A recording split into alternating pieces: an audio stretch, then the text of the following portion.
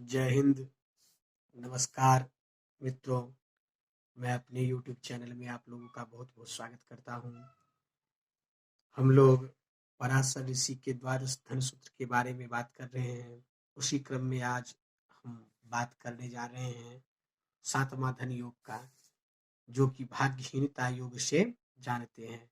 आइए हम लोग बिना समय व्यर्थ किए जानते हैं जो यह भाग्यहीनता योग कैसे होता है और हमारी कुंडली में ये योग कैसे बनता है। आप भी समझ सकते हैं, बड़ा ही सरल है। बड़ा ही सरल तरीके से आप भी इस योग को समझ सकते हैं खुद भी। यदि आप एक ज्योतिषी नहीं है तब भी आप इसको समझ सकते हैं। देखिए, ये सूत्र है, अष्टमेश और नवमेश जब किसी भाव में युति बनाकर बैठा हो तो भाग्यहीनता योग का निर्माण होता है। अगर ऐसी स्थिति आपकी कुंडली में होती है तो ऐसे जातक के पास बहुत सारा धन होता है। इनकी पैतृक संपत्ति बहुत अत्यधिक होती है, लेकिन उनका धन गलत कार्य करने से समाप्त हो जाता है और उसकी भाग्य में धन होकर भी कठिनाइयों का सामना करना पड़ता है। ऐसे व्यक्ति अपने कार्यों से, अपने गलत कर्मों से अपने धन को व्यर्थ में गवा देते हैं और फिर उनके बाद उनको कठिनाइयों का सामना करना पड़ता है। आइए कैसे होते हैं ये अष्टमेश और नवमेश। अष्टमेश कौन है? ये हैं अष्टमेश और नवमेश। इनका अष्टमेश वृश्चिक और धनु बनते हैं, तो धनु का गुरु और वृश्चिक का मंगल यदि युति बनाकर कहीं बैठे हो तो मान के चलिए यहीं बैठे होंगे मंगल और गुरु, तो ऐसे क्रम में ये भाग्यहीनता योग बन जाएगा। ऐसे में जातक अपने धन को गवा कर जो है बाद में इनको बहुत ही कठिनाइयों का सामना करना पड़ता है। ये योग किसी भी भाव में हो सकता है और जब भी किसी भी भाव में होगा तो ऐसे में इनको अगर यहाँ होगा कि ये इनकी पढ़ाई लिखाई में भी बाधाएं उत्पन्न होंगी, क्योंकि ये योग अच्छा योग नहीं माना गया है। ऐसे व्यक्ति पढ़ लिख के भी कुछ नहीं कर पाएंगे, सिर्फ मुफ्त का ज्ञान बांटेंगे जो कोई सुनना नहीं चाहेगा, ज्यादा बोलेंगे।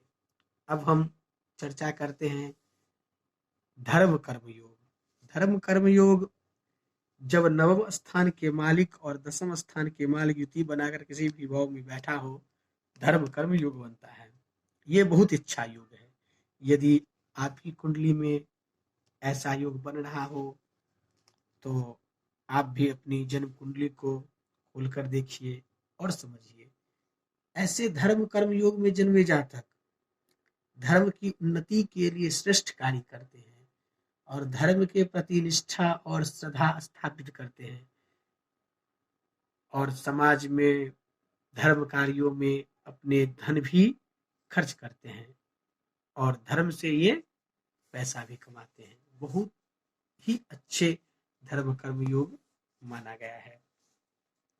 अगर आप भी धर्म के प्रति अनुकूल हैं, खर्चीले हैं, तो कहीं ना कहीं यह योग आपकी भी कुंडली में होगी, आपकी जन्मपत्री में भी होगी। तो एक बार आप अपना जन्म कुंडली निकालिए और उसमें देख लीजिए जो नवम भाव के मालिक और दसम भाव के मालिक युति बनाकर यदि कहीं बैठे हो तो यह योग आपकी जन्म कुंडली में घटित होगा और आपके जीवन में भी घटित होगा। आइए देखते हैं। नवम भाव का मालिक वृश्चिक, धनु का स्वामी गुरु, गुरु यहाँ बैठ गए और दसम का है शनि, शनि यहाँ बैठ गए मकर का। ऐसे अवस्था में ये धर्म कर्म योग आगे लग्न में बन जाना, ऐसे व्यक्ति महान धनी व्यक्ति और धर्म के प्रति बहुत ही अनुकूल व्यक्ति और समाज में पूजनीय इत्यादि होंगे।